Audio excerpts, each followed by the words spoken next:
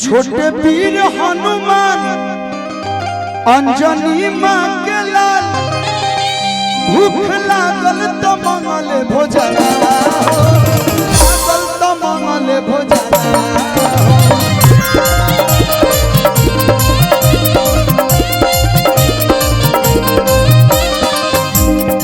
अंजनी माई को लिया बेटा बेटा वीर हनुमान माई की हली की ज्ञान जग खाला न बगिया से फलवा हो खाला न बगिया से फलवा।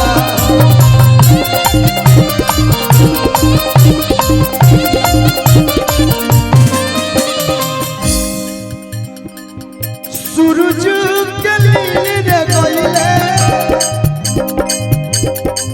हनुमान जी बचपन में ही इतना बलशाली रही, इतना उनकर में ताकत रहे। सूरज भगवान में कितना तेज बा, कितना गर्मी बा, वहां के खड़े नहीं गइल बनी। बाप रे बाप, दुनिया में अहंकार मच गई, हाहाकार मच गई। क्या ही दादा क्या भई, हर जगह अंधार हो गई। सूरज के लील रे गइले सूरज के लील रे गइले बुझी लाल भला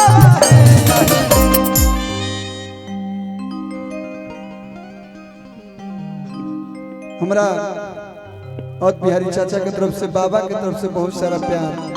ये प्यार आजीवन से मिलत रहो, या आशीर्वाद से मिलत रहो कि छोटी मोटी अंजनी लालाना अरे क्यों उड़ले उड़ाना। आज लोग स्पाइडरमैन आवता, सुपरमैन आवता, वो घर के हनुमान वही थे, सब मैन मिला के रहले कि छोटी मोटी अंजनी लालाना अरे क्यों उड़ले उड़ाना। सूरज के लील रे गइले सूरज के लील रे गइले अब लाल भला।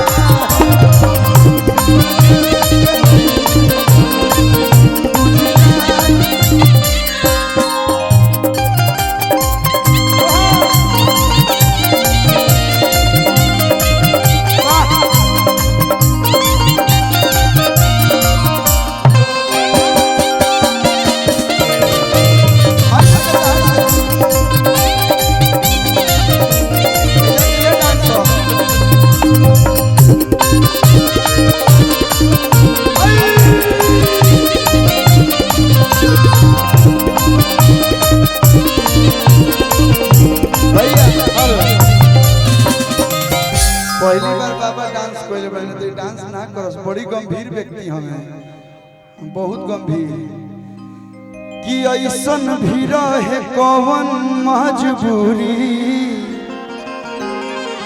मैं के बुझाता दिल टूटल बा, हमसे इतना बना लिहल दूरी, दिहलू दर्द जौन न सहाई हो, बाटे मौत ही कर अब दवाई हो, सांस न लियाता अब जनवे नु जाता, तू ही बताव का करी। अरे धन्यवाद सुशील भाई, सुशील प्रसाद साउंड हमने के गांव के सबसे फेवरेट साउंड है, फेवरेट साउंड है। कोनो छोट फंक्शन के चाहे बड़ी है आई है, मैं दे दे के बाद 10-15 दिन बाद ले वही के बाद ना ना ज्यादा ज्यादा लड़का के जान लेबा। चाचा लोग जाए लाइन में आवत तब प्यार मोहब्बत कर लेला का तू डिप्रेशन में चल जाला। हमनी के ई कुल नहीं खे जे बाबू के लागेला लड़का बिगड़ दर से सीधे टिक देला लोग, जो बेटा राज कर। ना आज तक हमारा प्यार मोहब्बत भइलो नहीं के लड़किन से, ना ही हो कि तने ते चाचा मुआ दी हसन कि ओ साथी रे तेरे बिना भी क्या। हर प्रकार के गीत गौनी, हर प्रकार के गीत के आप लोग प्यार दें लोग और सही प्यार बनल रहो, कोशिश रही। हतना दिन से आदमी गावता डांसिंग गाना, स्टेज वाला गाना, रंगदारी गाना, सैड सॉन्ग सब गौलस। हमरो मन करला कि हम निमन निमन गीत गाई, बीच बीच में गाई ना। लेकिन कुछ दिन बाद वही खातिर स्पेशली एगो चैनल खुली जोना पे निमन निमन सामाजिक गीत आई। और सलाम कभी मना किया हूँ क्या? कभी नहीं आया हूँ क्या? बुलाया हो तो आया हूँ ना, नहीं बुलाओगे तो भी आऊँगा। तो मनी कलाकार है, जब भाव ना खाए तो बुझाई किसी के कलाकार है हमने के काजी घरे। अच्छा घर के लोग के न्योता ना देबो तक अब हमरा के भोज होई तो जब तक सबहर आएगा बना गई तब तक रुआई सबहर आएगा डीजे बतन। अरे गोड़ लगत नहीं, एक बार जोरदार ताली हमरा गोपाल चाचा। हम बोली कि भैया बोली हम तो एक बार है आई। हाँ बुझाता आज तिलक चढ़ी फिर से। जोरदार ताली चारों तरफ से बजा दी लोग आप लोग।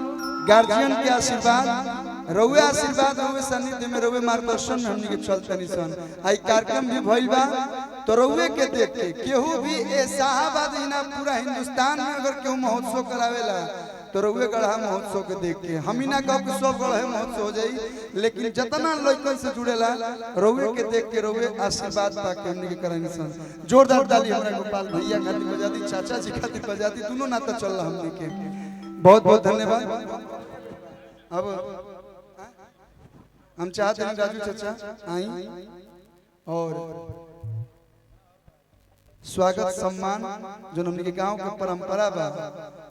हमने के गांव में जे भी आवेला सब लोग के सम्मान, सब लोग के प्यार हमने पूरा गांव वासी से जौन भी जुटेला जौन तो तनी मन जुटेला हमने के कोशिश करनी सके उहे दे के सम्मान कर सब। पैसा रुपया कुछ हो रे, बस प्यार मोहब्बत बाटी है, बाकी तुम आइए हो। हाँ आइए गुड्डू आजाद जी आइए एक बार आप लोग अपना सम्मान में ताली बजा दी लोग। बहुत अच्छा बने लोग आप लोग, शांति से कार्यक्रम